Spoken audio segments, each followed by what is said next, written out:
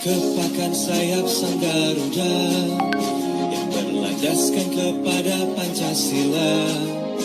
Integritas mengabdi, profesional melayani, bersama LPDP membangun negeri.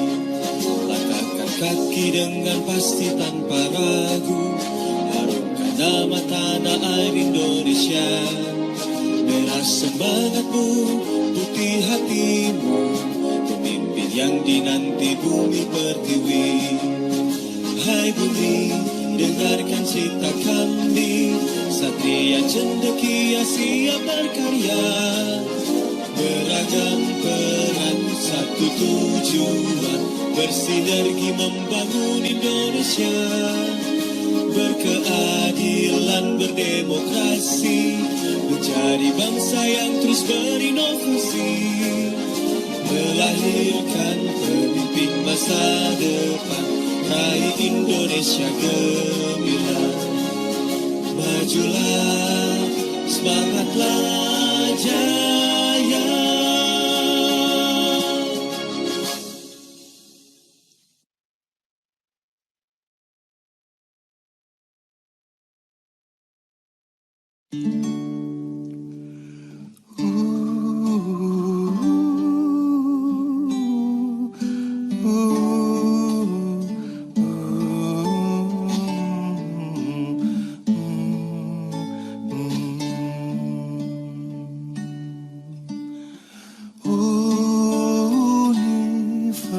Universitas kita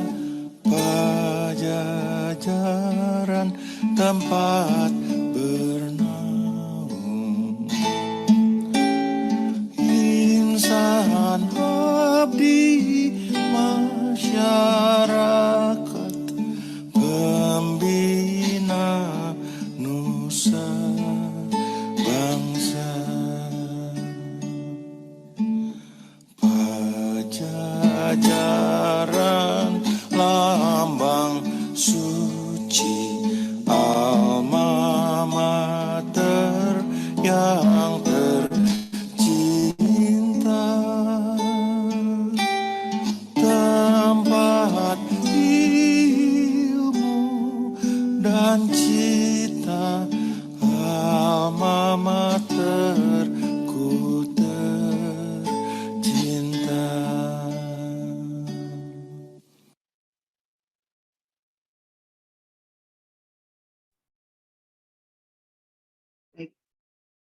Terima kasih. Selanjutnya, agar acara ke depan dapat berjalan dengan lancar, kami mohon kesediaan waktunya untuk berdoa dengan keyakinan masing-masing. Berdoa dipersilahkan.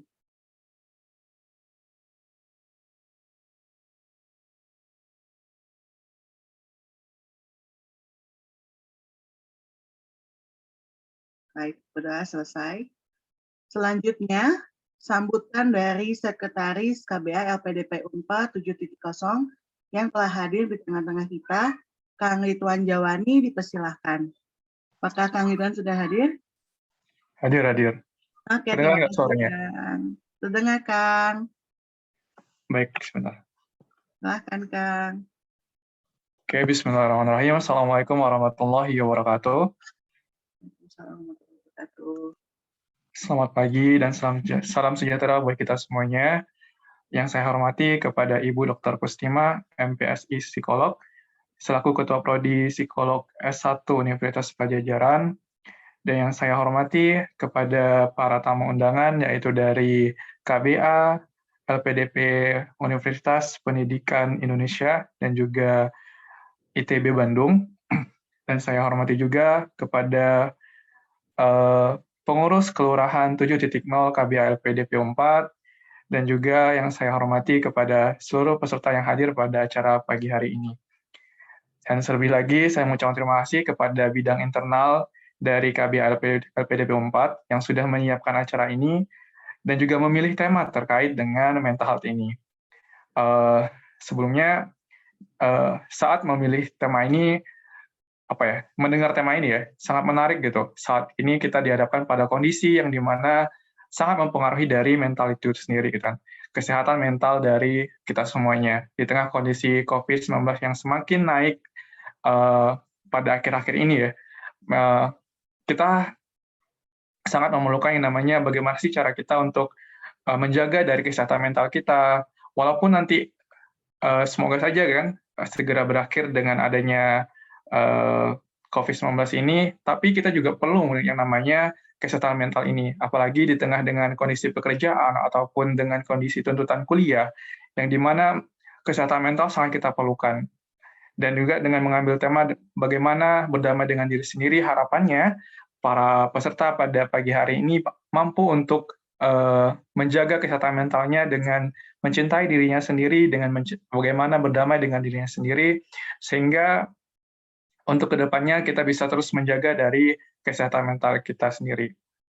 Nah, mungkin hanya itu ya yang dapat saya sampaikan. Selagi terima kasih kepada semuanya yang sudah hadir pada momen ini. Semoga acara ini bisa berjalan dengan lancar, dan jika nanti ada kekurangan dan segala macamnya, mohon maaf terlebih dahulu. Sekian, wabillahi taufiq hidayah. Assalamualaikum warahmatullahi wabarakatuh.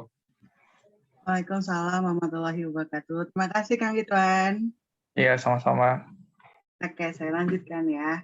Baik, sebelum ke inti acara, perlu diketahui bahwa acara session yang berjudul Bagaimana Berdamai dengan Diri Sendiri ini merupakan program kerja Divisi Internal Pengembangan Awardee KBA LPDP 4. Alasan kami mengusung tema mental health ini dikarenakan di pandemi COVID-19 ini, isu mental health atau kesehatan mental, contohnya seperti stres, overthinking, anxiety, was-was, atau panik, itu merupakan kasus yang kerap kali dihadapi oleh mahasiswa dan juga para alumni yang kadang terabaikan gitu, dan juga tanpa disadari nantinya akan berdampak luas kepada lingkungan sekitar.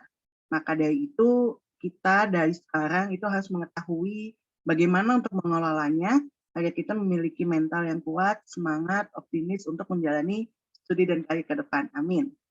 Oke, sharing session hari ini akan dipandu oleh seorang moderator yang telah hadir saat ini di tengah-tengah kita, yaitu Teh Bewista Maurila Hasyati, Awardee Magister Psikologi Profesi Unpad. Nah, sebelumnya ini saya akan bacakan CV-nya Teh Bewista dulu ya. Ini luar biasa sekali ya. Jadi, kali ini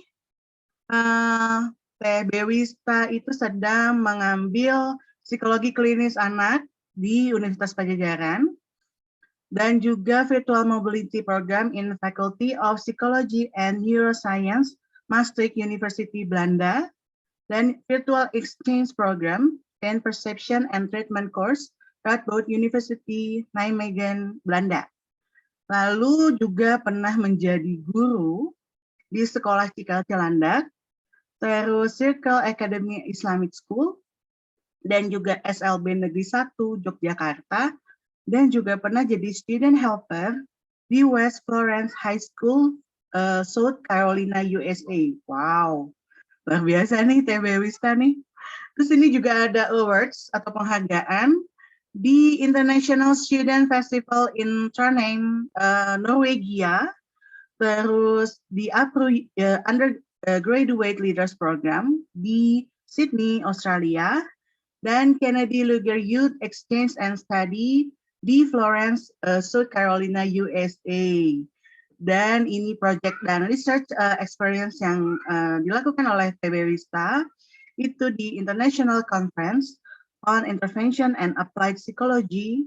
Terus ada hibah program pengabdian kepada masyarakat Universitas Indonesia dan Second Asia Pacific Research in Social Science and Humanities. Dan juga ada beberapa aktivitas dan prestasi lainnya yang mungkin banyak sekali ini yang kalau saya sebutkan satu-satu. TB Wista udah hadir? Halo Teh. Halo Teken. Oke, luar biasa nih TB Wista. Oke, langsung saja TB Wista ya, saya persilahkan. Terima kasih Teh. Iya, terima kasih Teh Ken. Ya, selamat pagi semuanya. Terima kasih untuk yang sudah hadir pagi ini. Semoga semuanya dalam keadaan sehat dan juga kalau yang mungkin sedang kurang enak badan atau sedang isoman, semoga lekas pulih kembali. Sebelumnya perkenalkan, saya Bewista, mahasiswa psikologi profesi angkatan 2020 di Unpad, biasa dipanggil Beo. Jadi sebelumnya nih saya mungkin sebelum kita mulai hari ini dengan pembicara kita yaitu Ibu Dr. Kustimah Ustri, MPSI Psikolog dari Departemen Psikologi Klinis Fakultas Psikologi Universitas Padjadjaran. Kita sapa dulu kali ya, mungkin dengan Bu Kustimah. Selamat pagi, Bu. Halo, selamat pagi Teh Bel. Iya, ini saya enaknya panggil apa ya, Mbak atau Ibu? Ini kalau di kampus dipanggilnya Mbak Kus ya. Oh iya. Iya, kebetulan belum pernah diajar ya, Bu. Mbak, ya semoga nanti ada kesempatan. Iya, Mbak Kus. Anda 2020 ya? Anda 2020 ya? Iya, betul. Belum pernah ke kampus ya? Belum ya. Full daring, makanya nih sedang menanti sebenarnya, cuma ya dengan kondisi kayak gini sedang maksimalkan aja nih dengan apa yang ada. Oh iya Mbak Kus, mungkin sebelum kita mulai saya coba tanyakan dulu kali ya ke partisipan mengenai ini. Mungkin ada nggak sih dari, ini boleh diketikkan di chat box juga ya, untuk teman-teman, kira-kira apa sih yang dirasakan berubah selama pandemi ini, hal-hal apa aja gitu yang berubah? Boleh diketikkan di chat box ya, mungkin.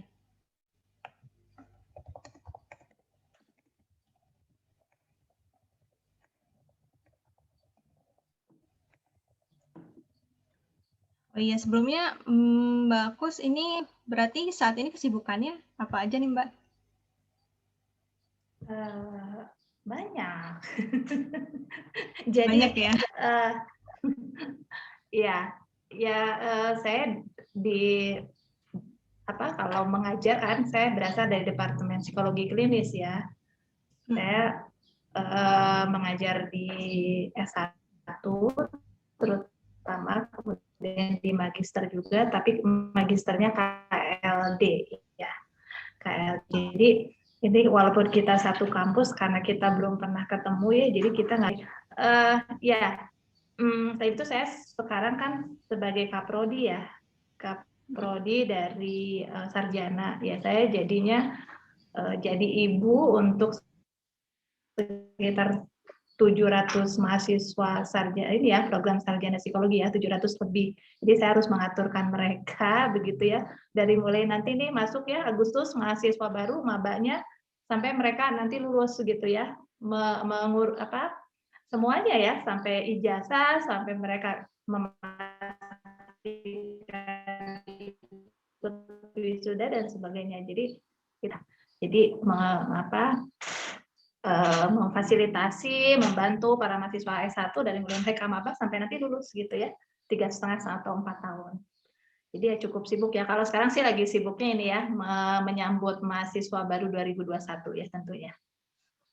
Oh iya, luar biasa ya. Jadi selain maksudnya mengajar, menjadi staf akademik juga, kemudian Mbak Kus ini istilahnya menjadi ibu lah dari 700 anak tadi, dan juga istilahnya dengan segala kewajibannya ini masih aktif juga gitu mengisi acara-acara seperti ini gitu ya. Dan Ya, oke. Ya, karena gini ya, sebetulnya saya belum lama ya lulus juga gitu ya. Saya menjadi awardee itu tahun 2016 ya. Saya masuk program studi doktor itu 2016 dan sebetulnya saya juga baru lulus 2020. Jadi ini masih bau-bau mahasiswa sebenarnya ya. Jadi belum lama begitu ya saya menyelesaikan studi dokter saya 4 tahun dan kemudian setelah lulus saya langsung diminta untuk menjadi kaprodi sarjana di fakultas saya begitu. Jadi saya masih ingat ya bagaimana kita harus betul-betul struggle gitu ya untuk bisa menyelesaikan studi. Ini ada mahasiswa S3-nya nggak di sini ya? Saya lihat ini ada yang dari psikologi, ada Mbak Sari ya. Halo Mbak Sari. Nah, ini kalau lagi menjadi mahasiswa pasca nih lumayan stresornya begitu ya. Halo Mbak Kus katanya ya, ini sama staff ya di Fakultas Psikologi. Jadi memang saya masih terasa lah ya bagaimana kita memang harus betul-betul mengarahkan semua sumber daya kita untuk bisa menyelesaikan studi tepat waktu dan enggak sampai lewat beasiswa sebetulnya ya, kan mahal ya bayar beasiswa ya. Jadi gimana caranya biar lulus sebelum beasiswa habis gitu ya. Itu inilah ya dinamikanya cukup seru sebetulnya dan saya masih ingat karena saya masih baru begitu. Gitu, iya. Iya, betul. Karena kita juga ada tenggat waktu ya, nggak cuma dengan istilahnya dengan fakultas, tapi juga dengan beasiswa ini gimana. Iya, betul. Baik, berarti teman-teman nanti ini berhubung Mbak Kus juga berarti baru ya lulusnya 2020, nanti bisa banget nih ditanyain ya kalau misalnya Boleh. Atau mungkin mau konsul gitu dengan situasi dan boleh mumpung gratis ya. Iya, mumpung gratis nih. Biasanya harus antri dulu, harus antri dulu, betul. Iya, baik. Ini di kolom chat udah ada nih jawaban dari teman-teman beberapa. Mungkin saya bacakan beberapa ya. Yang dirasakan berubah selama pandemi itu dari Kang Akram ada kepedulian pada kesehatan meningkat. Lalu ada lifestyle nih dari Kang Ridwan. Terus ada dari Tehmut menyesuaikan belajar daring, dari Mbak Sari ada prioritas evaluasi diri mengenai relasi yang penting. Lalu ada juga tingkat sosialisasi dan interaksi langsung yang sangat berkurang. Dan juga dari Kang Agustinus itu ritual adat dan keagamaan yang rutin dilaksanakan setiap tahun ditiadakan karena pandemi. Dan dari Kang Syukri, ini mental breakdance pokoknya. Nah, nanti mungkin kalau mau konsul ya bisa dijelaskan mental breakdance-nya gimana. Dari Mas Darsono, dari UPI, ini ada pola komunikasi dengan sekitar. Iya, begitu sih. Oke. Terima kasih teman-teman yang menjawab. Untuk Mbak Kus mungkin dipersilakan untuk memberikan materinya. Oke, terima kasih Bel ya. Saya coba share screen ya, dan mohon maaf ya kalau internet saya agak tidak stabil ya, karena ini hari-hari di rumah saya cukup mengganggu ya. Sudah terlihatkah? Sudah. Udah, Bu. Sudah terlihat? Oh, wah. Udah. Oke, selamat pagi sekali lagi ya, selamat siang menjelang siang ya untuk teman-teman semua, Bapak Ibu. Ini kelompok yang menurut saya ini betul-betul orang-orang yang terpilih dari yang terbaik ya. Karena mempunyai kesempatan untuk bisa melanjutkan studi dengan mendapat fasilitas beasiswa dari LPDP. Nah, saya ingin menyapa Kang Akram nih. Soalnya ini yang suka chatan sama saya, Kang Akram nih. Halo, Kang Akram. Nah, ini Kang Akram ini Kang Abdul Akram ya. Ya, ini yang WA saya dan meminta saya untuk menyampaikan materi hari ini. Jadi, materinya ini sebenarnya ini judulnya dari panitia ya, bagaimana berdamai dengan diri sendiri. Tapi saya sendiri kok jadi serem gitu ya. Aduh, ini kok judulnya serem banget sih, berdamai dengan diri sendiri. Emang kenapa gitu ya? Maksudnya kita jangan terlalu negatif gitu ya dengan diri sendiri. Tapi oke lah ya. Ya, nah, wah ini nih foto saya nih, kebetulan kita lagi dies ya. Fakultas Psikologi Universitas Padjadjaran itu lagi dies, Hustrum ke-12, ulang tahun ke-60. Nah ini tribonnya, ini foto terbaik ya. Jadi saya simpan di sini. Panitia sebetulnya meminta saya untuk ini ya, untuk menyampaikan CV, tapi aduh, saya kemarin saya sangat sibuk, jadi saya bilang, oke deh, nanti saya menyampaikan CV-nya ketika saya memperkenalkan diri. Tadi sudah sekilas ya disampaikan oleh panitia, betul ya, saya dosen di Fakultas Psikologi. Sebetulnya ini tahun keberapa ya? Tahun ke-18 ya, saya menjadi dosen ya. Jadi teman-teman ya bisa menebak ya setua apa atau semudah apa saya ya kalau udah 18 tahun jadi dosen ya. Nah, ini bidang kajian saya ini psikoterapi ya, terutama cognitive behavior therapy, itu juga menjadi tema dari disertasi saya. Kemudian juga mental health dan kualitas hidup. Nah, sebetulnya saya banyak pengalaman ketika saya menjadi tim TPBK, tim pelayanan bimbingan dan konseling. Jadi di Universitas Padjadjaran itu ada unit kerja yang melayani mahasiswa-mahasiswa seluruh mahasiswa Universitas Padjadjaran yang mempunyai kebutuhan akan pelayanan psikologi. Ya, jadi bisa konseling di TPBK ini. Nah, TPBK ini sekarang menjadi PKUP. PKUP, Pusat Konseling Universitas Padjadjaran. Jadi nanti teman-teman yang semua tercatat ya menjadi mahasiswa Unpad ini kalau memang memerlukan pelayanan psikolog untuk kegiatan konseling baik masalah akademis maupun non akademis, ini bisa mengakses pelayanan PKUP. Nah, itu mungkin ya sekilas. Ya kalau sehari-hari saya sibuk ya karena saya diberi tanggung jawab untuk menjadi Kaprodi Sarjana, tadi sudah sudah disinggung sedikit ya. Jadi ya sekarang sedang siap-siap menyambut mahasiswa baru 2021. Oke. Nah, ya ini ya teman-teman semua tadi sudah disinggung sebetulnya oleh Teh Deo ya bahwa memang menghadapi kondisi COVID ini kita banyak sekali mengalami perubahan. Nah, ini saya mensitasi ya. Ini kalau untuk mahasiswa pasca kan harus bilangnya mensitasi ya.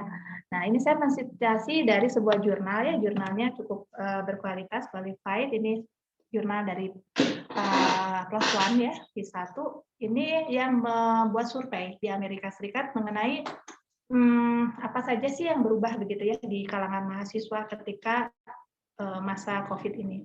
Yang pertama itu yaitu ya social distancing. Kalau di Indonesia kan sekarang kita lagi PPKM ya. Jadi kita dalam kondisi pemberlakuan pembatasan kegiatan masyarakat dan itu sangat terasa ya. Sangat terasa sekali. Kemarin sebelumnya ada PSBB ya, pembatasan sosial berskala besar.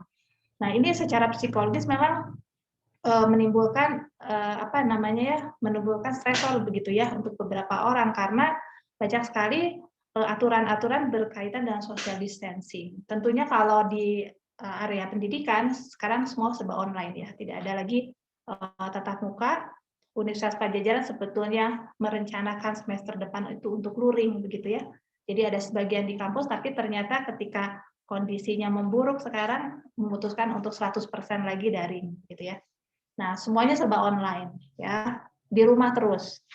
Ya, kita tuh mau belajar, mau ngantor tuh di rumah gitu ya. Di rumah ada studio siap dengan laptop, internet yang kencang gitu ya.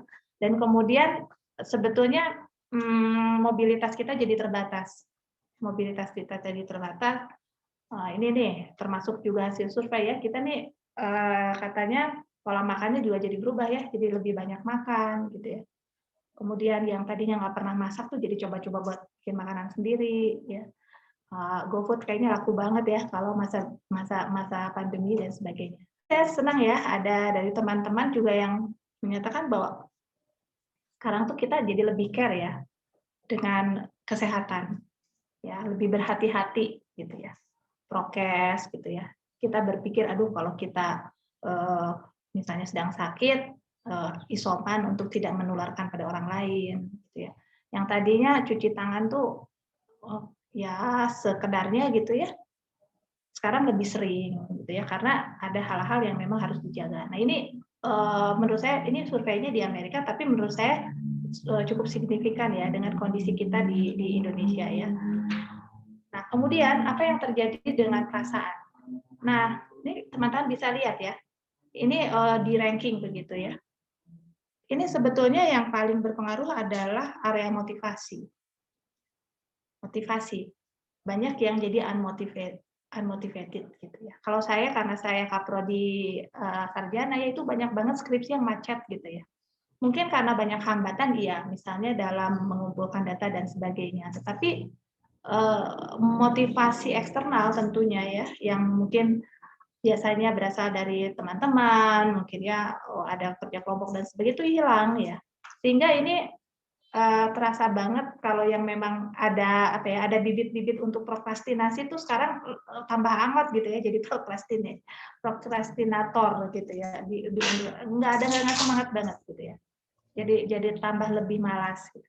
Tapi memang tidak semua, ada yang more produktif juga begitu ya, jadi tambah rajin. Mbak kalau saya sih tambah rajin jadi fokus aja gitu, nggak kebanyakan ngomong gitu ya, nggak kebanyakan pergi-pergi, jadi bisa fokus mengerjakan skripsi atau mengerjakan tugas. Ada juga yang seperti itu, tapi memang ini cukup signifikan ya bahwa memang di area motivasi ini yang kita berubah. Nah, kemudian yang selanjutnya kita bisa lihat ya, anxiety, stress, isolation, worry ya, sadness ya, loneliness dan sebagainya. Ini yang ke bawahnya itu negative emotion semua ya. Ini saya tidak tahu ya apakah ini memang dialami semuanya gitu, apa memang ada nuansa-nuansa di semua negative emotion ini yang dirasakan, tapi memang ini menjadi lebih intens. Apalagi sekarang ya, saya ini mungkin pengalaman saya sendiri ya, di 2 minggu terakhir ini kok kayaknya berita-berita negatif tentang COVID gitu, yang meninggal karena COVID, yang cari-cari donor plasma dan sebagainya itu semakin mendekat pada lingkaran sosial kita.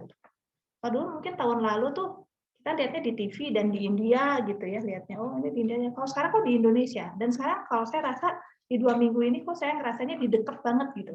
Ada teman, ada sesama dosen, ada teman kuliah, ada orang-orang yang betul-betul di lingkaran sosial kita. Dan itu menimbulkan kekhawatiran, perasaan tidak enak. Belum apa-apa pagi-pagi buka WA tuh udah innalillahi tuh udah aduh gitu ya. Kok baru kemarin gitu misalnya dia ini ya broadcast tentang kebutuhan plasma, kok sekarang dia udah nggak ada gitu ya. Ada seperti itunya.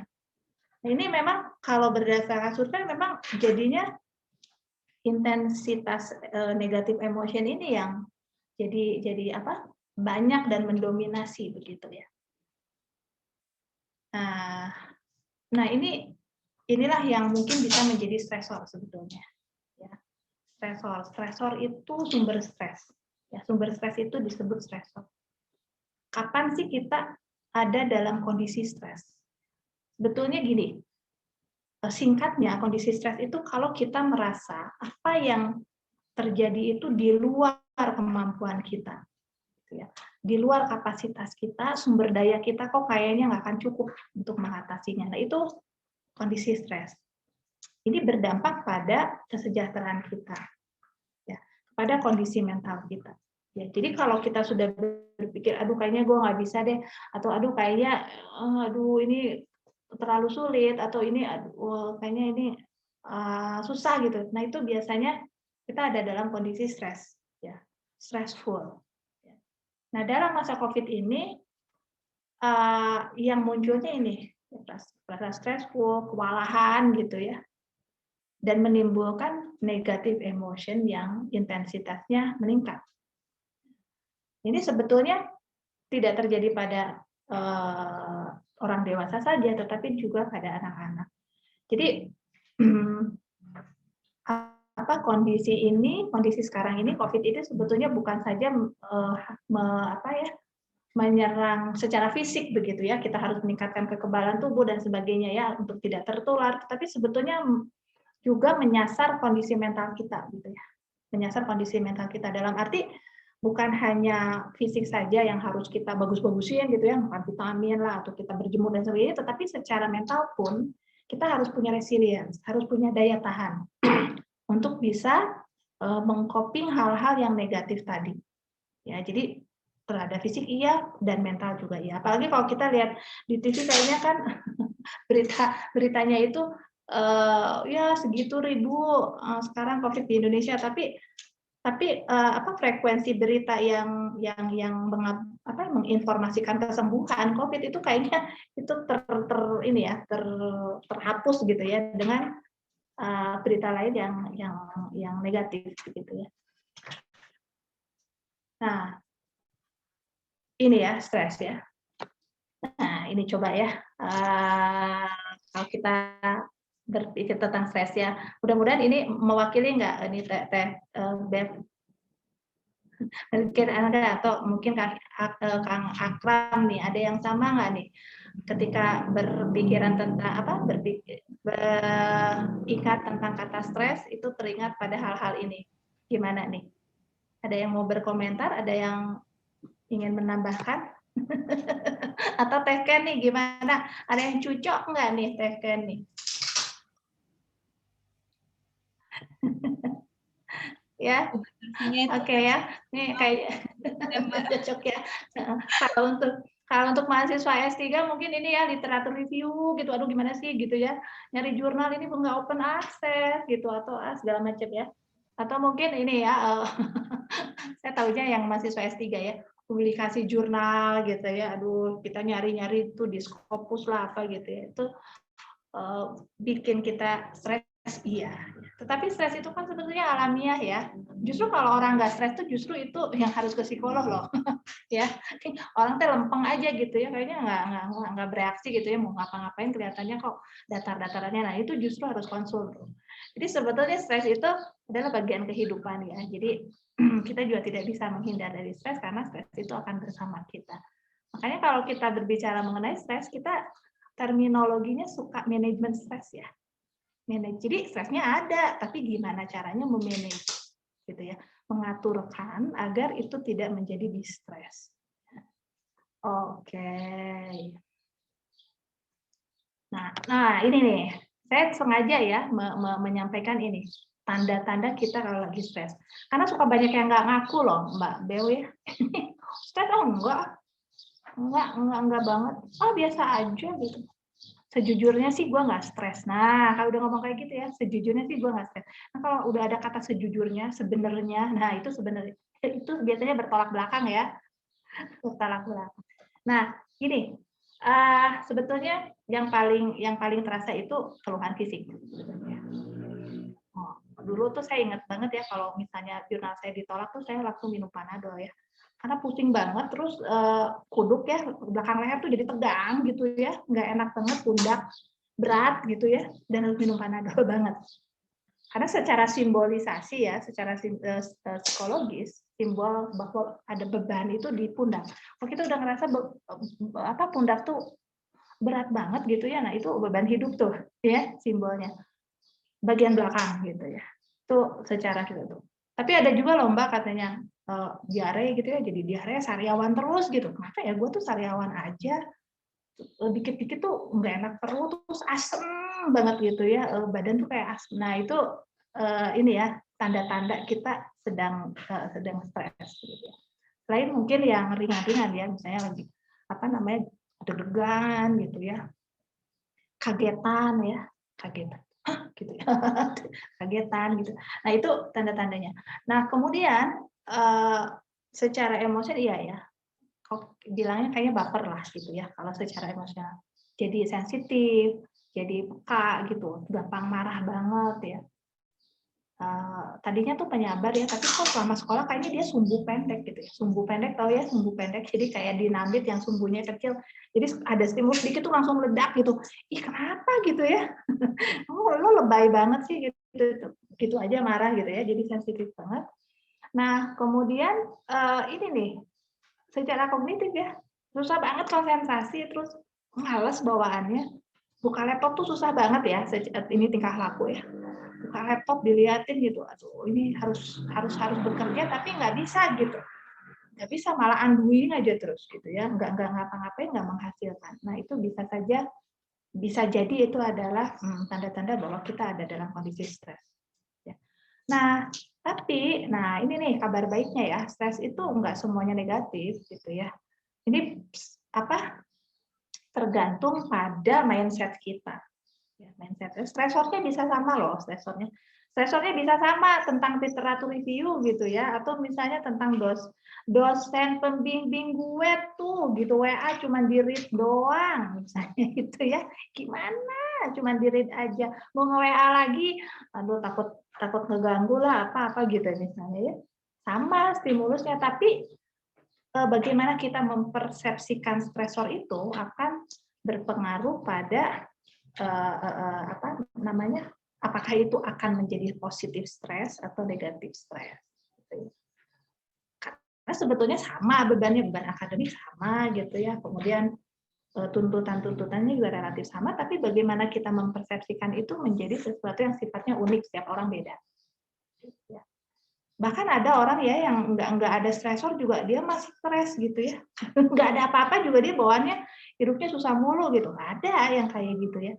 Jadi bagaimana kita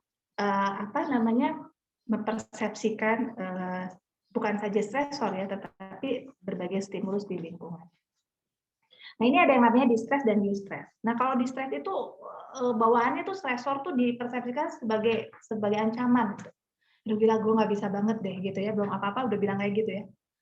Aduh kayaknya dosbing gue memang susah buat diajak bimbingan tuh susah banget, udah 2 bulan nggak dapet jadwal bimbingan misalnya. Ya. Ancaman gitu ya, mengancam. Kalau mengancam kan kita copingnya juga seperti orang yang terancam ya. Mungkin secara fisik ada keluhan ya. Ini kalau di ini ya ini ada bocoran sedikit gitu ya. Pusat konseling Universitas Padjadjaran yang banyak itu adalah yang muncul ada simptom-simptom depresi. Simptom. Nggak bisa tidur Mbak. Gitu. Atau kenapa ya Mbak ya aku tuh tidur banget lebih dari 10 jam sehari. Bawaannya tuh pengen tidur aja. Makan juga nggak enak makan sama makan terus. Dulu sama sekolah tuh jadi gendut gitu ya. Gendut aja nyalahin sekolah. Tapi sesuatu yang eksesif dan sesuatu yang defisit itu bisa menjadi simptom dari stres. Sama jeleknya, mau yang defisit maupun yang eksesif. Nah kemudian kebalikan nih kalau misalnya ini dipersepsikan sebagai hal yang tantangan banget gitu ya. Wah berarti saya harus belajar nih. Wah berarti saya harus belajar Prisma nih ya buat review. Atau wah saya sekarang berarti harus belajar Mendeley ini untuk bisa manage referensi. Gitu ya. Jadi dibikin jadi tantangan gitu ya. Wah ini nggak bisa nih, berarti saya harus cari nih yang ngerti gitu ya, yang ngerti statistik gitu misalnya ya. Jadi tantangan-tantangan yang meningkatkan dipersepsi sebagai tantangan sehingga muncul motivasi yang lebih baik. Nah, motivasinya justru meningkat. Nah ini yang disebut dengan good stress. Gitu ya. Jadi positif stres dan negatif stres ini bisa berfluktuasi pada setiap orang. Nggak ada ya orang yang semuanya tuh jadi stres, nggak ada. Ini biasanya berdinamika. Kadang tuh ya udah deh, coba lagi lah gitu ya misalnya ya. Atau aduh kira kayaknya gue nggak bisa diberhenti dulu dan sebagainya. Berdinamika. Tetapi akan lebih baik kalau kita memang sedang under stress ya. Ini yang eustress ini yang lebih banyak begitu. Jangan didomisi oleh distress. Karena kalau distress itu biasanya dampaknya jadi undoing ya. Nggak ngapa-ngapain ya. Tapi secara fisik dan psikologis orangnya nggak sehat. Gitu. Ada aja gitu ya. Nanti ujung-ujungnya nggak bisa lepas dari obat tidur gitu, harus konsul ke psikiater atau misalnya nggak bahagia banget hidupnya gitu ya. Padahal sebetulnya masalahnya adalah ketika dia kurang terampil memanage stres. Nah, ini kayaknya ya. Nah, ini dulu. Nah, jadi sebetulnya kalau kita bisa memanage stres itu harus ada. Ya, harus ada. Soalnya kalau nggak ada stres tuh kita jadi, aduh hidupnya tuh datar banget ya. udah boring aja gitu. Ini mau ngapain sih gitu ya? Kebayang nggak ya? Mungkin ya Ken atau mungkin Bel ya? Nggak ada target-target, nggak ada harus ngerjain apa tuh kayaknya garing banget hidupnya ya. Nah, justru stres ini harus ada, tetapi levelnya itu harus moderate, sedang gitu. Sedang bisa di-manage oleh kita sehingga the best perform ini ada di level of stress yang moderate. Tapi kalau berlebihan, ya tentunya ini juga nggak bagus gitu ya. Bisa memunculkan lelah ya. Lelah tuh bisa lelah fisik ya, lelah hayati gitu ya. Kalau sekarang orang sekarang dia apa ya, mahasiswa sekarang kan istilahnya gitu. Duh, gue lelah hayati banget deh gitu ya. Ini kayaknya ini ada kata-kata berlebihan gitu ya. Maksudnya kondisi yang dirasakan stressful banget ya. Dan kemudian burnout. Ini yang agak sulit nih. Burnout tuh bosen banget ya. Sehingga bukan meningkatkan motivasi begitu ya, malahan ini nggak ada energi banget untuk melakukan aktivitas yang sebetulnya harus dilakukan untuk mencapai target.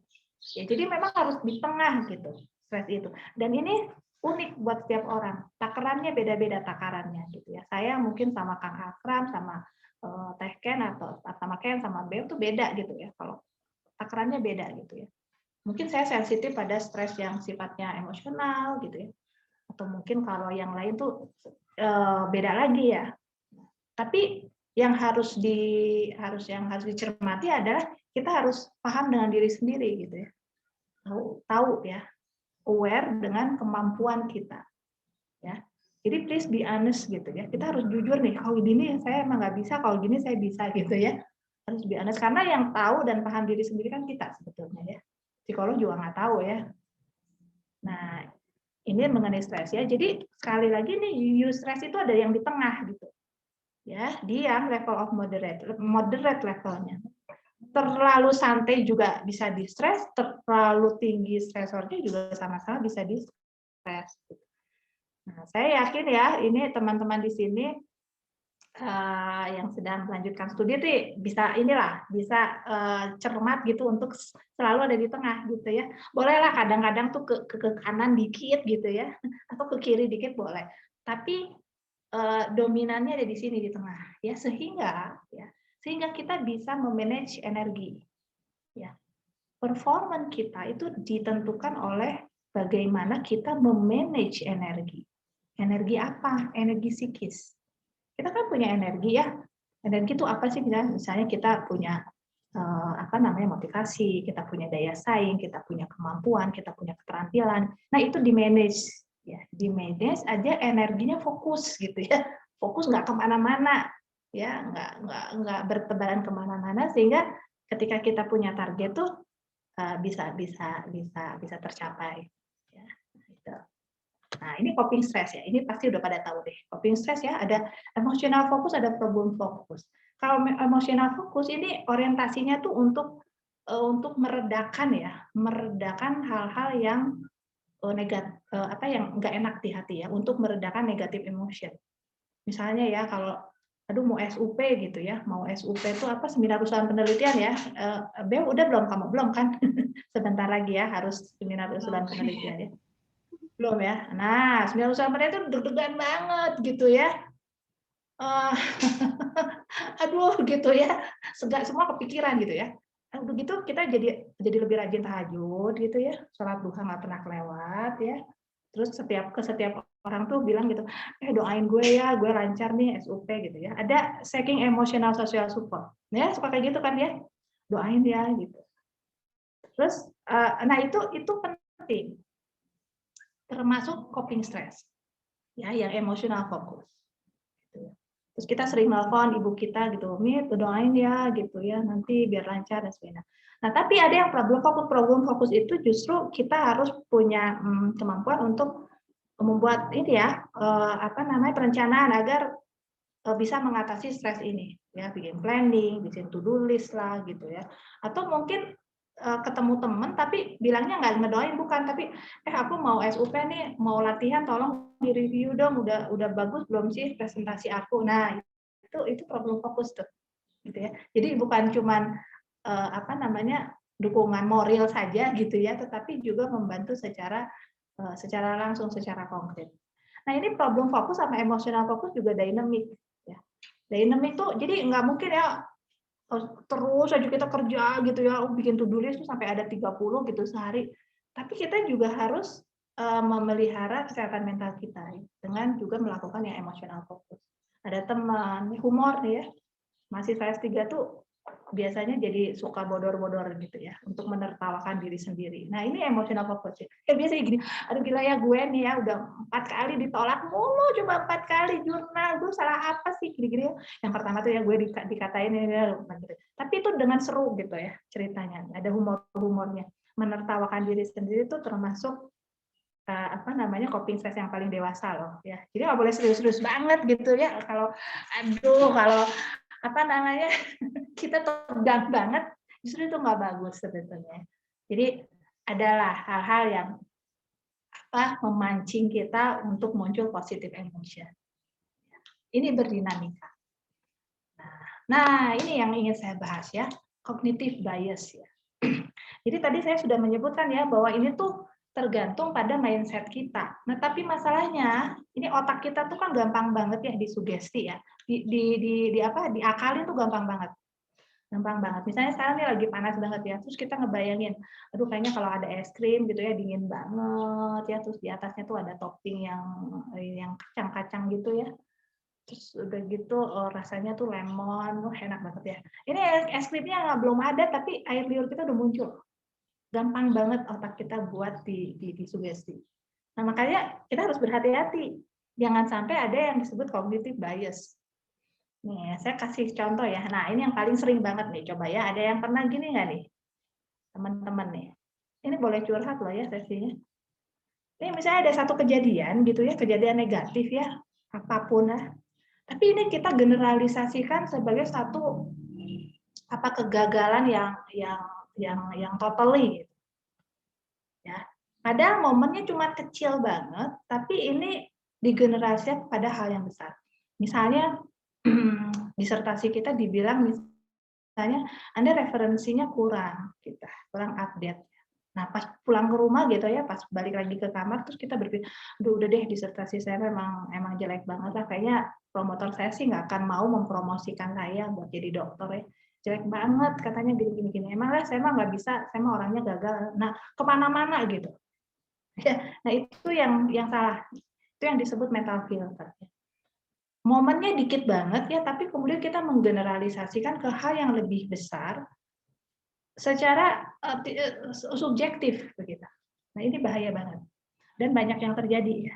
Nanti kalau udah merasa kayak gini, tolong ingat gambar ini ya. Misalnya apalah ya, ada penolakan atau ada yang jelek atau statistik nggak bisa-bisa dan sebagainya. Nanti boleh ingat, oh iya ya waktu itu bagus pernah ngeliatin gambar ini gitu ya. Nah, Anda harus aware ya, nggak boleh kayak gini. Ini yang disebut mental filter. Bahaya banget kalau kemudian kita tidak bisa reappraisal, nggak bisa lagi ngebalikin gitu, berpikir lebih objektif. Banyak yang merasa seperti ini ya. Misalnya ada nilai B gitu ya, ada nilai B, nilai B gitu. Ini nggak bisa cum laude gitu ya. Padahal IPK-nya tuh udah 3,9 ya, B1 itu ya. Tapi itu menghancurkan semua prestasinya dia gitu ya. Dia mempersepsikan seperti, nah itu nggak bisa. Ya, itu mental filter ya. Jadi nanti kalau ada nextnya mudah-mudahan sih enggak gitu ya. Tapi kalau ada kejadian tolong ingat gambar ini ya. Gambar ini bahwa kita harus selalu berpikir secara objektif. Nah, ini sangat penting ketika kita menghadapi stresor. Nggak boleh ada mental filter. Nggak boleh. Karena kalau kita mental filternya tebel gitu ya, aduh coping stressnya nanti akan sangat sulit. Tapi masalahnya seperti yang saya bilang, otak kita tuh mudah banget buat disugesti, buat diatur-aturin gitu ya, buat ada bias. Ini banyak banget macamnya nih. Nah, type of perceptual error. Misalnya ini banyak banget ya. Misalnya gini deh, contoh konkretnya ya, kita kadang-kadang menjudge sesuatu dengan data yang belum tentu akurat. Nah, itu bahaya. Gitu ya. Misalnya gini, menjudge sesuatu misalnya gini, kita ada satu ada satu kesulitan misalnya ya dengan seseorang misalnya ya. dalam hubungan kita gitu. Ah udah deh, emang dia mah orangnya kayak gitu gitu. Ada apa anggapan-anggapan yang menggeneralisasi ya. Tuh kan dia mah memang sentimen sama saya. Nah, itu juga ya personalized. Ya, jadi hal yang negatif yang kita berpikir tidak sesuai dengan fakta. Ya. Mau itu menggeneralisasikan menjadi sesuatu yang membesar-besarkan gitu ya, lebay gitu ya. Atau juga kita justru menyepelekan. Misalnya tuh ini mudah-mudahan sih enggak ya di antara kita semua gitu ya. Tapi misalnya ada klien saya yang bilang dia terkena COVID ya. Tapi dia komentarnya gini. Aduh Mbak, saya kena COVID ya, seakan-akan tuh langit tuh runtuh menimpa saya banget gitu. Nah, jadi melebih-lebihkan. Aduh rasanya saya bla bla bla. Jadi ada emotional tones gitu ya, ketika mempersepsikan sesuatu sehingga tidak objektif. Itu yang bahaya. Ya. Nah, kemudian ini banyak macamnya tuh banyak ya. Over generalisasi. Ya. Ada satu kejadian terus menggeneralisasikan semua. Misalnya ini di luar akademik ya, misalnya di luar masalah akademik ya. Misalnya Mbak Bel gitu ya, pacarnya mobilnya warnanya hitam misalnya ya. Mobilnya atau mobilnya silver, Yaris warna silver, terus putus gitu ya. Itu tiap kali ngelihat Yaris warna silver tuh deg-degan gitu ya. Padahal belum tentu mobilnya dia ya. Nah itu nggak boleh, itu over generalisasi ya. Nah ini bisa dianalogikan pada masalah-masalah lain. Ya. Mantan pacarnya pacar gitu ya, itu namanya Dian misalnya. Tiap kali ngedengar nama Dian tuh jadi deg-degan, gemeteran gitu. Padahal itu tidak berhubungan. Nah, yang seperti ini sebenarnya yang disebut sebagai cognitive bias. Pernah ditegur satu kali oleh dosen gitu. Ketemu beliau lagi tuh ngerasa dia akan negur lagi kita. Duh dulu dong, pasti deh dia marah, pasti deh ke saya gitu ya, belum apa-apa. Nah, itu cognitive bias. Nah, dari semuanya itu yang paling bahaya nih yang mental filter. Mental filter itu jadi uncounting positif. Ya, uncounting positif. Ini banyak sekali terjadi gitu ya. Misalnya tuh kalau ini bisa di self assessment ya, bisa self assessment. Misalnya kalau ditanya kelebihan Anda apa gitu, kelebihan Anda apa? Kelebihan kamu apa? Susah banget nyarinya ya. Apa ya Mbak ya kelebihan saya? Apa ya? Nggak ketemu gitu ya. Tapi kalau ditanya kekurangan kamu apa? Oh banyak banget. Saya pencemas, saya pemalas, saya mah orangnya curigaan, saya nggak percayaan. Banyak banget gitu ya. Ketika ditanya kelemahan, tapi kalau ditanya kelebihan nggak ada. Padahal orang lain udah ngeliat. Misalnya Anda sekarang sedang lanjut studi itu kan udah nilai plus ya. Anda punya prestasi akademik itu udah nilai plus.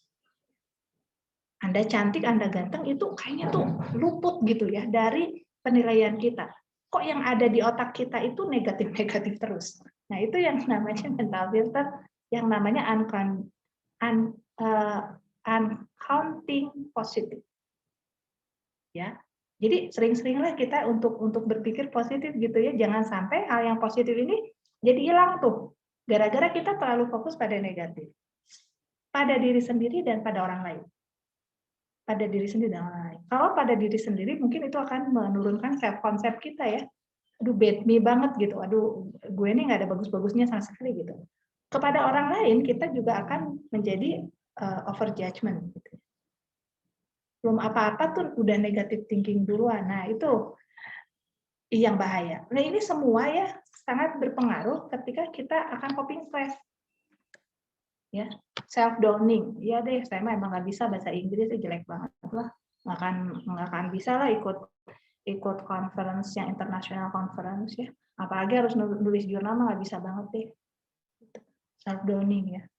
Atau jumping conclusion. Jumping conclusion tuh jadi belum apa-apa udah nyimpulin duluan gitu ya. Nah ini justru yang hal-hal yang berkaitan dengan bagaimana kita berpikir, bagaimana kita punya mindset terhadap stresor ini yang seringkali mendominasi orang yang tidak dapat memanage stresnya. ternyata ini masalahnya ada di cara berpikir. Cara berpikir. Bisa berubah? Oh, bisa berubah. Tentunya dengan latihan ya. Bisa berubah dengan latihan. Ya. Nah, ini ada macam-macamnya. Biasa disebut sebagai perceptual error atau cognitive bias gitu ya. Nah, tapi kalau misalnya kita sudah terampil gitu, itu akan enak ya. Kita akan bisa mengaturnya. Nah, ini yang menjadi kunci ya, bahwa apa yang kita pikirkan ya itu berhubungan dengan apa yang kita rasakan. Kalau kita mikirnya negatif-negatif, tentunya emosional negatif ini. Negatif emotion ini yang akan intens di dalam diri kita. Dan kalau pikirannya negatif, emosinya negatif, ini behavioralnya biasanya negatif juga gitu. Ya, ini mikirnya udah salah gitu ya. Kemudian emosinya tuh kan nggak optimis, pesimis terus gitu ya. Kayaknya dunia tuh gelap banget ya, nggak ada cerah-cerahnya. Biasanya ini tingkah lakunya, behaviornya juga nggak bagus. Jadi ini sesuatu yang yang sifatnya berhubungan. Jadi nanti kalau misalnya Anda ngerasa ada something wrong di salah satu ini, di emotionnya, di thoughts-nya, atau di behavior-nya, pahami bahwa ini saling berhubungan. Ya. Dan yang terakhir yang ingin saya sampaikan adalah apa yang disebut dengan emotional resilience. Ini kita harus mengembangkan ini nih ya, sebagai orang dewasa, sebagai orang yang nanti sudah berpendidikan tinggi gitu ya, bukan sarjana, ini level magister maupun level doktor, ini harus punya emotional resilience. Ya. Resilience tuh kayak daya pegas ya. Pegas, tahu ya pegas? Per ya, per gitu. Jadi kalau kita ada stresor tuh ya, diri kita tuh kayak per gitu. Jadi ada toewewe-nya, apa ya namanya toewewe tuh ya? Ada elastisitas gitu, fleksibel banget.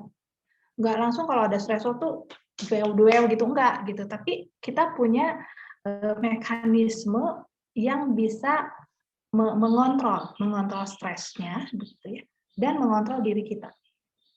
Gitu. Itu yang disebut resilience, ketahanan. Nah, ini bisa dilatih nih ya, karena ini sifatnya semakin sering semakin jago, semakin terampil ya.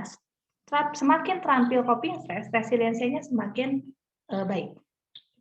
Nah, ini saya lihat ini masih muda-muda begitu ya. Masih umurnya masih ada yang 20-an, ada yang 30-an begitu ya. Nah, ini masanya kita untuk melatih emotional resilience ya. Mungkin sekarang stresor akademik ya, karena kalian sedang melanjutkan studi, tapi nanti kalau sudah bekerja ya mungkin stresornya sumbernya akan dari tempat bekerja gitu ya. Kalau sudah menikah ya mungkin dari family juga, macam-macam. Nah, ini yang disebut emotional resilience ini yang tentunya menjadi hal yang akan meningkat kalau kita terlatih untuk mengatasi stres dengan coping-coping yang sudah saya terangkan. Itu mungkin materi dari saya. Nanti mungkin bisa dilanjut dengan diskusi ya, Bel ya. Silakan kalau mau bertanya, tapi jangan susah-susah ya. Bertanyanya nanti saya akan langsung menjawab.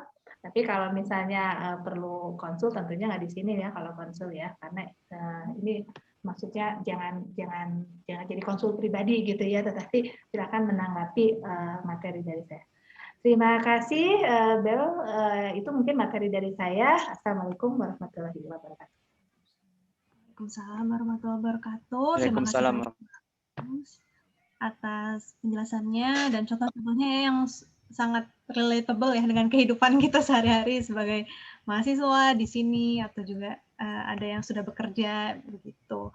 Mungkin kalau bisa disimpulkan sedikit tadi dari Mbak Kus itu bahwa dengan kondisi saat pandemi ini yang semuanya serba berubah gitu, sangat rentan juga ya kita tuh bisa merasakan emosi negatif yang kemudian itu bisa berubah menjadi stres. Dan stres tadi, tapi ternyata stres itu nggak selalu negatif, bisa juga jadi positif dengan mindset yang tepat gitu ya.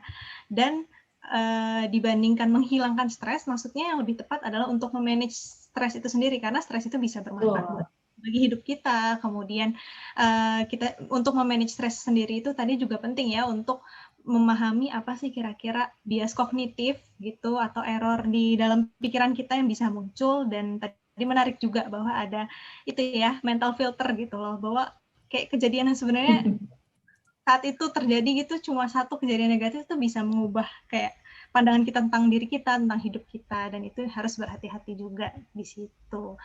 Baik, kalau dan tadi ada peran resiliensi juga ya, tuh teman-teman mungkin udah baru-baru ini naik ya di IG LPDP sendiri ada ya resiliensi apa sih tadi udah dijelasin sedikit tentang daya lenting, mirip pegas fleksibel seperti itu. Jadi intinya untuk kemudian bisa deal dengan stres itu.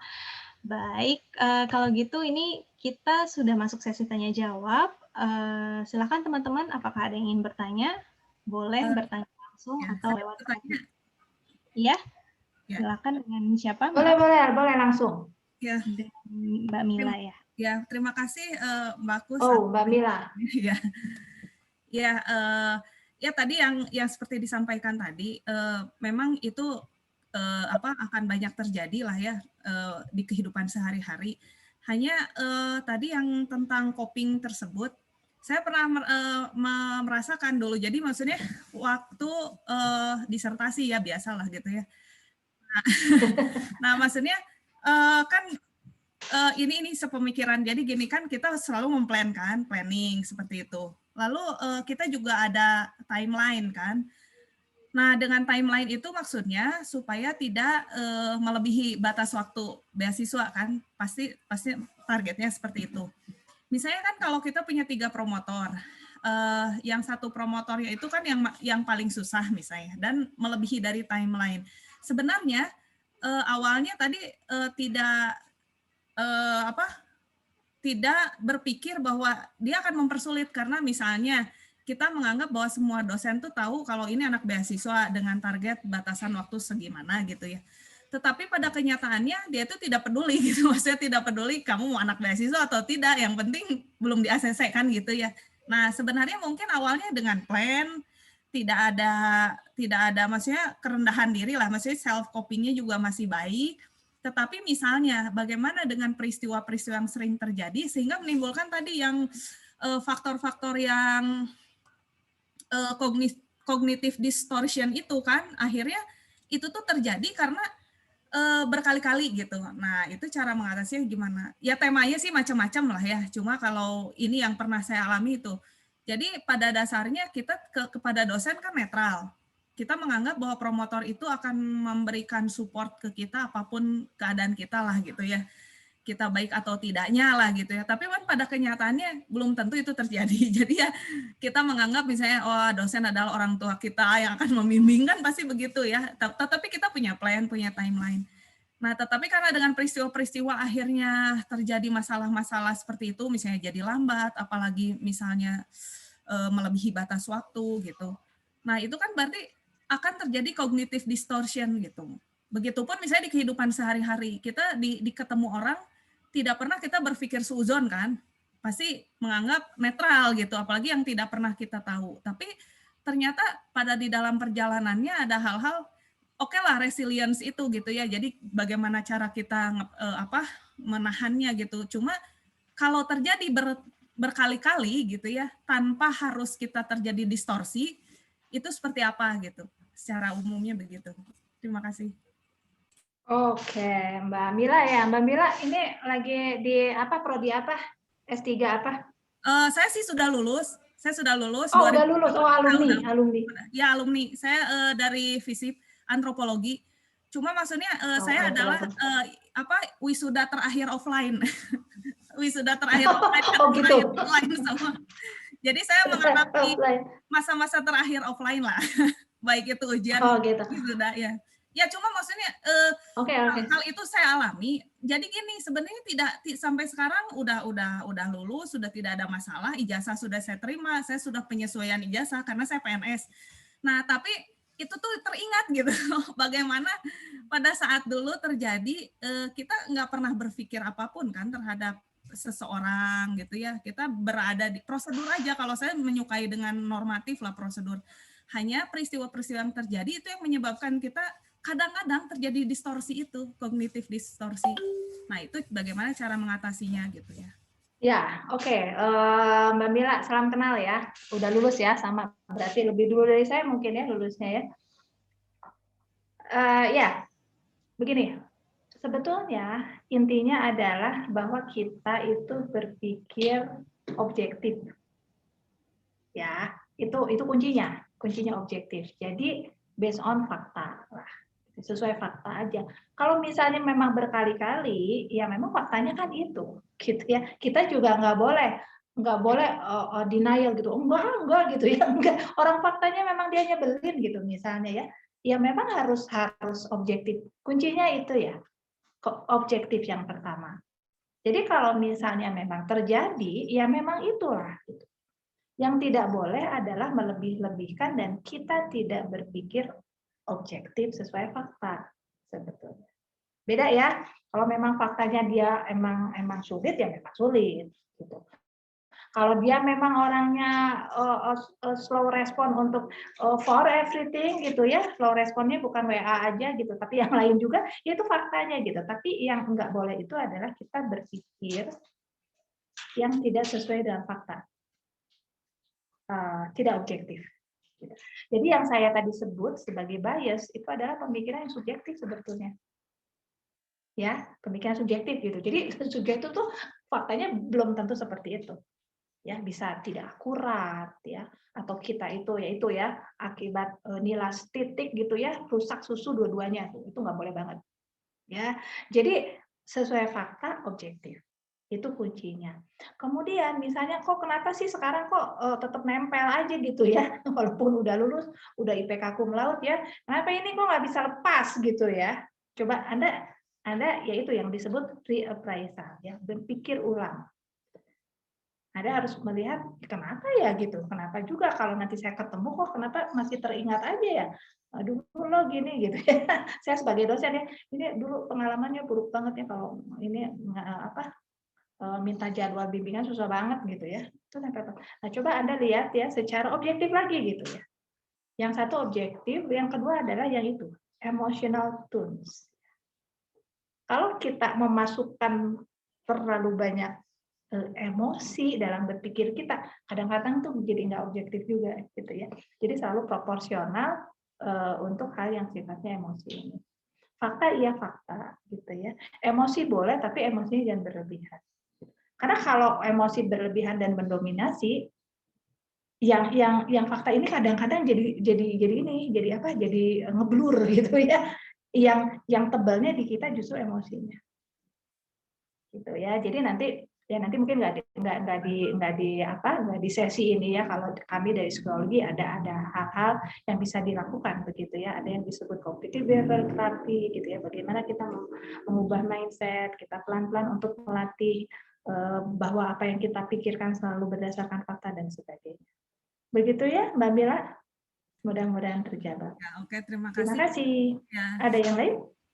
Sebenarnya tadi mungkin ya yang berdamai dengan diri sendiri itu ya. Enggak, kalau sekarang sih sudah tidak teringat, maksudnya hanya sekedar ingatan biasa.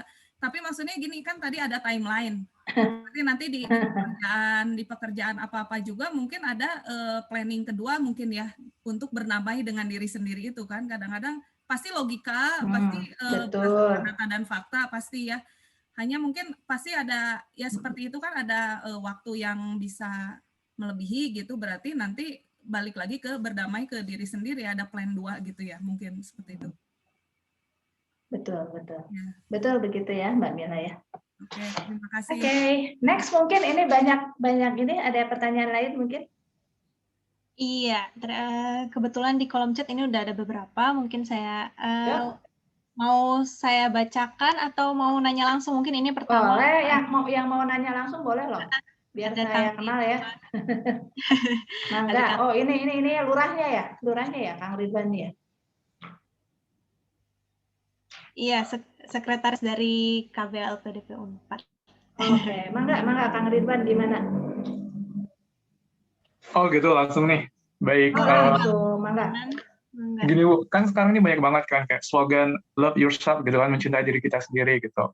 Itu kan bagaimana kita berusaha untuk positif sebenarnya gitu kan. Kita mencintai diri kita dan lebih menyayangi diri kita gitu. Tapi kan pasti ada batasan-batasannya gitu kan dalam konsep tersebut gitu. Takutnya nanti malah jika berlebihan itu akan menimbulkan negatif traits bagi diri kita sendiri gitu. Jadi menurut yang ingin saya tanyakan, bagaimana sih batasan-batasannya gitu dalam konsep tersebut? Terima kasih, Bu. Oke, Kang Ridwan, ini pertanyaannya kekinian banget ya. Positif psychology ini kekinian nih. Ya, gini. Spirit untuk mencintai diri sendiri ini lebih pada acceptance, ya, menerima. Ya. Kita ini pasti ada kelebihannya. Pasti ada kelebihannya loh kita ya. Walau kadang tuh susah banget ya mencari kelebihan kita tuh apa gitu. Kayaknya cantik enggak, pintar juga gitu deh gitu ya. Terus kerja keras juga kayaknya sekedarnya gitu ya. Kayaknya susah banget nyari positif dari diri kita. Tapi kita selalu ada positifnya. Tapi di sisi lain kita ada negatifnya gitu ya. Negatifnya ada, kelebihan dan kekurangan ada. Nah, tetapi yang penting adalah acceptance. Ya, jadi yang love yourself itu sebetulnya acceptance. Acceptance, dan kita harus kenal sama kelebihan kita apa dan kekurangan kita apa. Ya. Karena kalau kita mengenal, kita bisa memaksimalkan yang positif ini, Kang. Yang positif ini kita bisa maksimalkan kita, karena kita tahu ya, oh ya gue sih orangnya rajin gitu ya misalnya. Nah ini nih yang harus difokuskan nih. Nah, yang negatif itu kita aware banget. Saya sensitif banget ya kalau dimarahin tuh langsung mengkerut misalnya, takut banget gitu ya. Aware ya. Jadi spirit love yourself itu sebetulnya acceptance. Ini penting banget karena kan kita harus menakar kemampuan kita. Misalnya mau sekolah aja ya. Duh gimana ya ini TOEFL-nya cuma 489 gitu ya, pas banget gitu ya. Kayaknya kalau baca jurnal tuh nggak semuanya paham gitu ya. Oh ya deh, tahu kekurangan kita gitu ya. Jadi jangan lantas ini benci pada diri sendiri gitu ya. Jangan, tapi tahu. Nah setelah tahu kita harus improve tentunya ya. Tapi ada hal-hal juga yang nggak bisa diimprove loh. Ya emang orangnya saya kayak gini kok gitu ya. Itu juga harus diterima. Jadi jangan sampai ada hal yang nggak bisa dirubah terus kita tuh kayak dendam kesumat sama diri sendiri gitu ya. Lo nih gimana sih ya, lo mah gitu ya. Ya udah nggak bisa dirubah, tapi kita harus menerima. Di sisi lain, yang kelebihan kita itu dikuatkan gitu ya, dikuatkan. Ya jangan sampai yang kekurangan ini di pikiran kita tuh eksesif gitu ya, terus-terusan gitu. Ada yang namanya tuh pikiran-pikiran berulang-ulang tuh ya. Saya lupa istilahnya ya. Nah itu terus-terusan gitu ya, sehingga ketika kita melihat diri kita sendiri tuh kok kelihatannya tuh yang negatifnya terus gitu ya. Padahal orang lain melihat hal yang berbeda. Gitu ya. Jadi cerminnya harus bening. Gitu, Kang Ridwan? Oke, semangat ya. Anda semester berapa nih? Semester 3, Bu. Semester 3. Masih anget kalau semester 3 belum burn out ya. Belum burn out ya. Nuhun Ibu jawabannya. Ya kalau semester 3. Nuhun ya, Bu. Makasih. Yep. Oke, yang lain? Terima kasih. Mas Ridwan, selanjutnya ada pertanyaan dari Kang Agustinus. Mangga, Kang Agustinus mau bertanya langsung? Kang Agustinus mana? Kang Agus. Yuhu. Siap, Bu. Mohon izin Bu Kustima karena saya ini matikan kameranya karena sedang berada di Oke. Gimana? Ini Bu, saya ingin bertanya bagaimana ini manajemen stres yang baik. Misalnya kalau ada stres yang dilakukan itu apa gitu. Supaya berdampak positif bagi diri sendiri dan tidak mengganggu sesama begitu, Bu. Terus boleh curhat, Bu? Yang kedua ada pertanyaan kedua. Boleh. Mau sambil bisik-bisik? Mau sambil berbisik? Boleh. Gini Bu, saya kalau overthinking Bu, sering mohon izin maaf teman-teman, sering kebelet pipis terus gitu. Itu apakah ada hubungannya dengan kesehatan Bu kalau overthinking gitu? Makasih. Oke. Yuk, ya Mas Agus, Anda dari mana ya ini ya? Lokasi di mana sekarang? Saya di Ruteng Bu, Flores NTT. Ruteng. Iya, saya dari jauh ya, Universitas harus NTT. Iya. oke. Jadi saya Oke. mahasiswa Unpad, Bu, prodi Administrasi Publik Visipol. Oh, FISIP ya. Magister, Bu. Magister. Oke. Pertama harus semangat ya, Mas Agus ya, Mas Agus harus semangat gitu ya untuk bisa manajemen stres. Gini, sesuatu tuh yang bikin menyebabkan stres ya. Satu kalau unpredict nih. Kayak misalnya kita kalau kayak COVID gini kita unpredict nih, itu bikin stres. Unpredict ya. Kemudian satu lagi adalah kalau memang kita mindsetnya salah yang tadi saya jelaskan. Nah, yang paling bisa tuh kita saya bilangnya create ya, membuat sesuatu yang unpredict ini menjadi lebih predictable. Ya, jadi kalau yang nggak jelas banget gitu ya, masih buram gitu, itu bikin stres biasanya. Ini mau gimana sih? Ini sebenarnya ya masih nggak tahu gitu ya. Itu biasanya bikin diusahakan untuk bisa lebih predictable. Gimana caranya? Ya tentunya Anda mencari informasi. Ya. Misal nih ya, ini karena di beasiswa ya, di mahasiswa LPDP, misalnya kita nggak tahu tuh belantaranya jurnal Sinta misalnya ya, jurnal Sinta gitu ya, nggak tahu, unpredict banget, orang belum pernah, nggak tahu juga gitu ya, nggak tahu mau diterima mau enggak dan sebagainya. Tapi dengan kita melihat, mencari sendiri, ngobrol dengan orang lain, hal yang unpredict itu bisa lebih predictable. Oh ya, kalau kayak gini bakal gini. Kalau caranya gini bakal gini. Kalau gagal tuh biasanya orang-orang yang seperti ini. Jurnal-jurnal yang seperti ini biasanya yang mahal tuh yang kayak gini. Ini antrian tuh kata orang-orang antrian jurnal itu kayak antrian haji katanya ya gitu, bertahun-tahun gitu ya. Tapi ketika kita udah masuk itu enggak juga, nggak ada, itu malah lebay banget yang bilang ya. Soalnya ini beneran ya, Mbak Beo ya, waktu dulu saya lagi S3 tuh ada yang bilang ke saya, aduh bagus gitu ya, jurnal itu kayak antrian haji loh gitu. Oh, ini pasti ini cognitive bias nih yang ngomong ke saya ya. Enggak kok, enggak. So, ada yang cuma 1 semester udah publish gitu bisa. Nah itu yang unpredict ini loh, Mas Agus ya, ini harus dibuat gitu ya, harus diakalin gitu ya, agar ini lebih predictable sehingga jelas gitu. Jelas itu bukan berarti menghindari stres, tapi stresornya itu jelas. Oh ya, nanti akan bolak-balik review, jelas kan gitu. Oh berapa kali? Oh ada yang 2, ada yang 3, ada yang 4 gitu. Udah. Isinya apa aja sih, review dari editor tuh apa aja, kita cari tahu nih bekasnya nih, bekas gue nih gitu misalnya ya, ini bekas saya di jurnal A nih, reviewnya kayak gini, ada 2 reviewer nanyanya begini-begini, itu kan lebih terbayang, lebih prediksi. Tapi kalau informasi itu nggak ada dan Anda tuh semuanya tuh buram gitu ya, kalau orang Sunda bilang buram ya, buram itu benar-benar gelap banget gitu, nah itu justru akan menyebabkan stres itu meningkat gitu ya. Jadi salah satu kalau menurut saya kuncinya untuk bisa manajemen stres yang baik itu adalah membuat stresor itu lebih predictable ya. Oke, banyak stresor. Oke, hambatannya di sini tapi tahu gitu. Oh ya ini kayak bakal gini, oh ya udah deh orang lainnya saya udah tahu infonya ini sebelumnya dan sebagainya. Itu akan membantu. Nah, terus tadi pertanyaan terakhir apa sih? Oh, yang itu yang kebelet ya. Nah, ini saya nggak tahu ya, ini gimana ya hubungannya ya. Karena biasanya kalau yang saya nggak tahu ya ini berhubungan dengan urinari ya, dengan penglepasan tuh saya tidak paham. Karena biasanya tuh ini simbol juga ya. Kalau stresor yang berkaitan dengan akademik itu keluhannya biasanya di kepala gitu ya. Dan ini kalau di kepala itu keluhannya banyak banget ya. By the way ya, bisa pusing, sakit kepala, bisa kalau orang Sunda apalagi banyak istilahnya riut, jangar, apalah macam-macam di area kepala. Tapi ini simbol dari sebetulnya pikiran ya, beban pikiran gitu ya.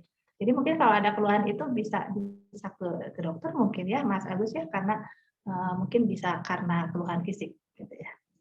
Oke, ada lagi? Baik Bu, hatur nuhun Bu. Yo, udah bisa ngomong hatur nuhun nih, good. Iya, baik. Jadi istilahnya kalaupun kita udah tahu rintangannya, kita udah tahu nih bakal kesandung di sini gitu. Jadi nggak meraba-raba lah ya di dalam.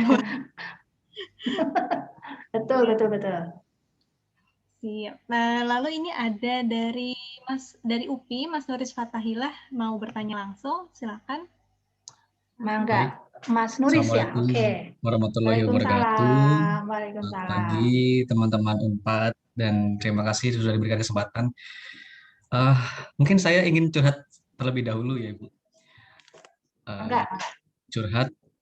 Jadi begini, kemarin saya sempat mengikuti suatu ajang atau kompetisi yang mungkin di tingkat Jawa Timur, yang itu mungkin banyak dari peserta di latar belakang yang berbeda. Memang di kompetisi itu saya nggak terlalu memperlihatkan diri seperti apa saya. Jadi mungkin waktu seperti karantina dan grand final baru saya maksimalkan karena memang nggak pingin aja seperti awal-awal kayak menggebu-gebu karena kita nggak tahu kan orang itu seperti apa. Nah, suatu ketika saya mendapatkan juara di kompetisi itu dan ada orang yang mungkin dia ekspektasinya dia juara tapi ternyata kalah dengan saya mungkin seperti kuda hitam yang di mana saya nggak terlalu menunjukkan diri saya saat itu. Nah, setelah juara itu kan ada proker seperti live Instagram dan sebagainya macamnya. Orang yang bersangkutan ini membuat seperti fake akun untuk menyerang saya dan bilang, kan saya dari Banyuwangi, Jawa Timur. Banyuwangi, Jawa Timur kan dikenal dengan hal-hal yang kental dengan hal-hal mistis biasanya gitu kan. Itu bahkan sampai membuat fitnah seperti, oh dia menang pakai pelet gitu. Nah itu saya mikir, hah, kok segitunya gitu kan. Jadi sebenarnya saya nggak apa-apa, cuma terkadang suatu ketika saya mau menjalankan proker seperti trauma gitu. Mau live Instagram atau apa, kayak takut untuk diserang atau bahkan sampai membuat orang yang sedang menonton tidak nyaman. Karena udah 2 kali itu pernah saya lacak sampai mungkin saya terlalu saking gregetannya saya lacak dan ketemu oh ternyata teman saya sendiri satu paguyuban yang mungkin dia ekspektasinya saat itu tinggi. Nah, sebenarnya saya pengen ngobrol langsung dengan orang yang bersangkutan, cuma yalah nggak apa-apa udah mungkin dia masih nggak terima dengan keputusan dewan juri saat itu.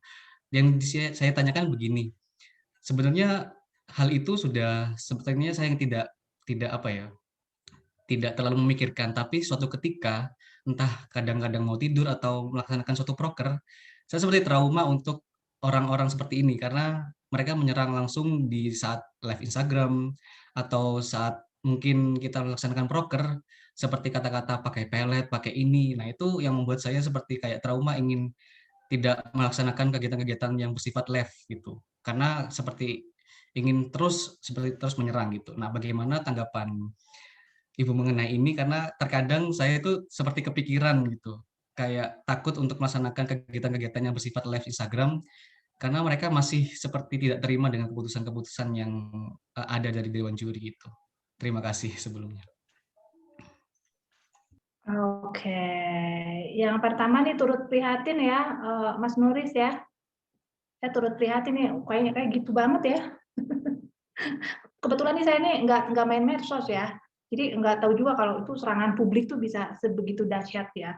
Jadi pertama saya turut prihatin banget ya dengan Mas Nuris. Tapi memang Mas Nuris ya gini, banyak terjadilah yang seperti itu ya. Dan tadi saya menarik ya ketika Mas Nuris menyebutkan ini sebagai trauma gitu. Aduh, jangan sampai ya trauma ya. Trauma itu traumen ya. Traumen itu sesuatu yang kayak mimpi gitu. Traum itu kan mimpi ya. Traum itu ya bahasa Jerman Belanda. Traumen itu mimpi. Kayaknya nggak pernah kepikiran sebelumnya gitu tiba-tiba terjadi pada Anda gitu. Dan itu aduh kayaknya nempel banget gitu ya di pikiran kita dan nggak bisa hilang. Ya, kembali lagi pada konsep yang saya sampaikan ya. Apa yang kita pikirkan, ya, apa yang kita rasakan itu akan berpengaruh pada tingkah laku ya. Gitu. Tapi Mbak nggak bisa hilang banget gitu, gimana ya? Itu mungkin perlu waktu ya untuk bisa ada rilis dulu gitu ya. Karena ini manusiawi sebetulnya ya, dan kita nggak bisa menolak gitu. Oh, enggak, biasa aja gitu, lempeng aja udah gitu, tampil lagi gitu. Tapi kalau Anda nggak siap, memang perlu waktu. Dan pertama yang memang harus menerima ya, menerima bahwa ya mungkin ada kesalahan ya, ada orang-orang yang tidak suka pada Anda gitu ya. Tetapi yang nggak boleh itu Anda berpikir tidak objektif. Selama itu objektif, oke. Mungkin ada perlu waktu ya udah. Perlu waktu untuk bisa menghentikan dulu gitu ya. Setiap kali ini keinget terus, Mbak. Ya udah, sekarang diberi waktu jeda untuk Anda bisa mungkin melupakan atau mungkin rilis dulu dengan kegiatan yang lain, bisa dengan media yang lain, tapi itu bisa mengcoping pikiran Anda bahwa ternyata gitu ya, kalau nggak lewat itu saya bisa lebih bagus. Yang nggak boleh itu adalah Anda yang kayak ini, yang kayak apa namanya, nggak mau lagi tuh kayak apa ya namanya ya, kapok gitu ya. Nah, itu yang nggak boleh tuh, kapok. Udah nggak mau deh, udah deh Instagramnya ditutup gitu ya, udah nggak mau lagi ketemu sama orang itu, dan nah itu yang nggak boleh gitu ya. Biasanya kalau yang kapok ini yang udah nggak objektif nih sebetulnya ya, udah banyak emosional toolsnya nih ketika Anda berpikir ya. Tapi kalau Anda butuh waktu itu masih bisa logis lah, memang harus itu dilakukan. Jadi harus nerima, jadi nggak boleh nolak gitu. Nggak trauma kok, nggak trauma gitu. Ya orang udah kejadian ya pasti kan manusiawi ada untuk nggak enak ya. Iya Mbak, Ya. itu sebenarnya yang Jadi diserang objektif memang lah sama diri sendiri juga harus jujur lah ya. Ya, juara 1, 2, 3 sebenarnya diserang. Cuma yang paling diserang tuh saya sendiri sebagai yang juara 1 saat itu. Itu sebenarnya memang dia karena ekspektasinya tinggi. Itu pernah saya lacak, pernah saya lihat IP address-nya, oh ketemu anak ini. Kadang saya sambil ngomong sama dia, yang bersangkutan kayak kebawa emosi gitu. Padahal dia yang ngomongnya nggak aneh-aneh, cuma terkadang saya terbawa emosi kejadian-kejadian yang lalu-lalu gitu.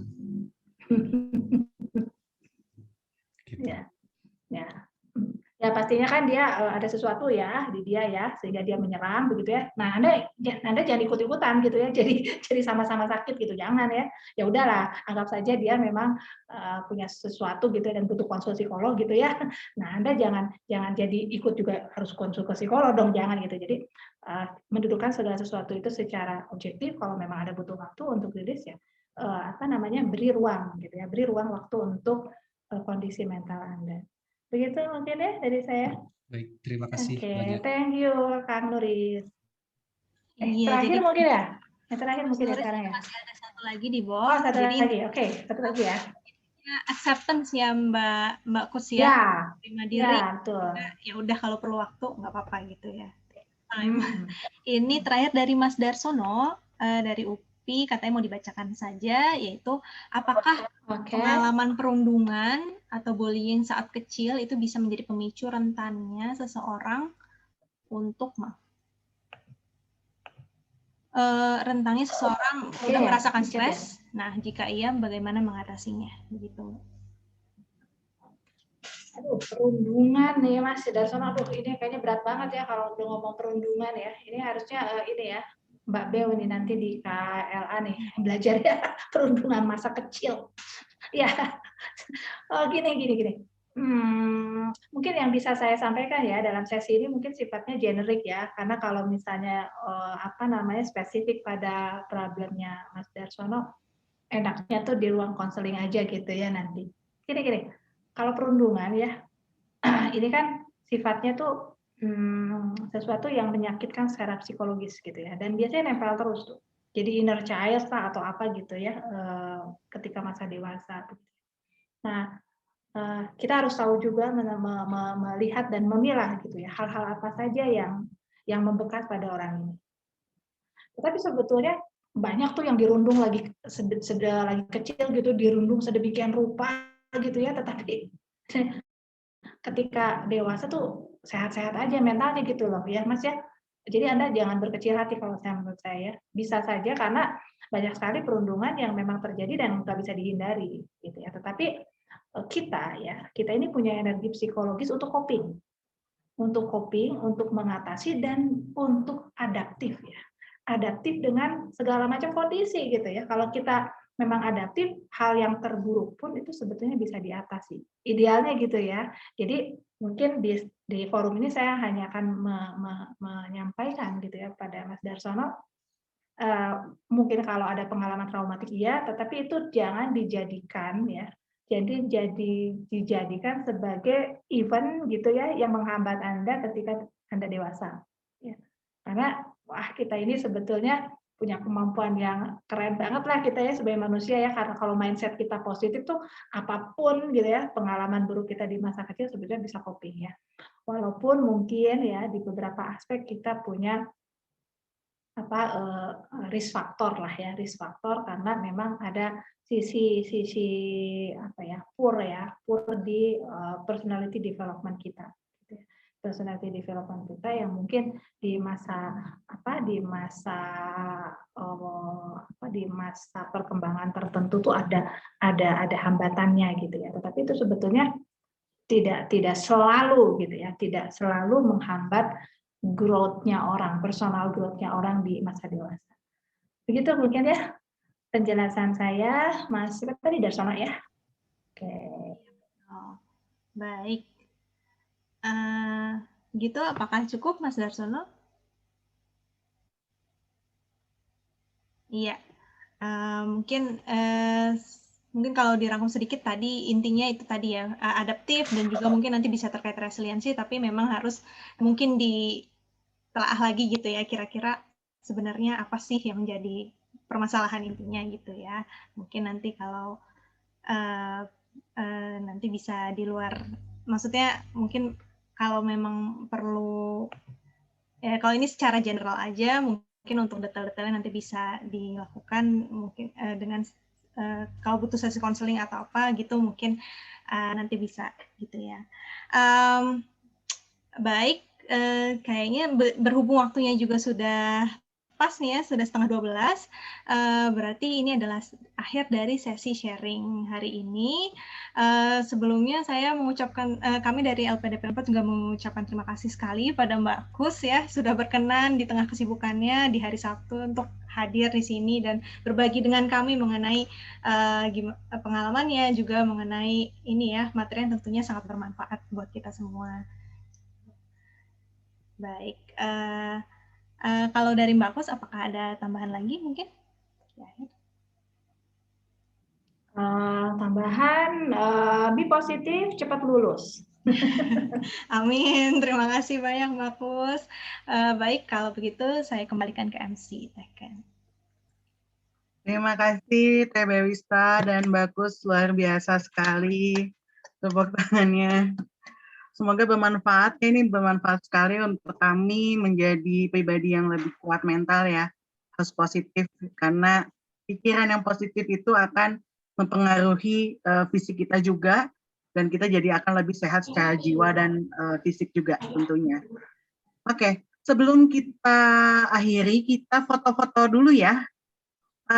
Kalau bisa dinyalakan kameranya, dibuka cam. Nah kan kelihatan nih ganteng sama cantiknya.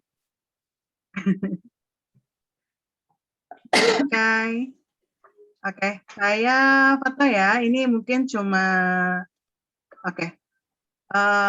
untuk slide pertama, 1, 2, 3. Oke, untuk slide kedua, sebentar ya. 1, 2, 3. Oke, terima kasih. Sebentar. Baik, sebelum mengakhiri acara, kami dari panitia ada sedikit ucapan terima kasih untuk Mbak Kustima. Ini berupa e-sertifikat kepada. Terima kasih Mbak Kustima atas ilmunya dan sharingnya. Ini sangat membuka pikiran kita sekali. Bagaimana kita harus mengelola stres dan semuanya kuncinya adalah balance ya. Oke, acara setelah selesai. Terima kasih kepada Mbak Kustima selaku narasumber, Teh Bewista selaku moderator, dan teman-teman KBA Unpad, ITB, dan UPI yang sudah menyempatkan hadir untuk sharing pada hari ini. Semoga sharing session yang tadi dapat bermanfaat bagi kita semua untuk menjadi pribadi yang kuat dan optimis untuk menjalani hidup ke depan. Yang penting kita harus cepat lulus. Terima kasih banyak. Jangan lupa absensinya. Absensinya ada di link. Linknya ada di chat room. Baik, mohon maaf apabila ada salah kata. Saya beserta Divisi Pengembangan Internal di KBA Unpad 7.0 undur diri. Wassalamualaikum warahmatullahi wabarakatuh. Waalaikumsalam. Waalaikumsalam. Yo, sukses semua ya, sukses semua. Pulau kelapa yang aman subur, Pulau melati pujaan bangsa. sejak dulu kala.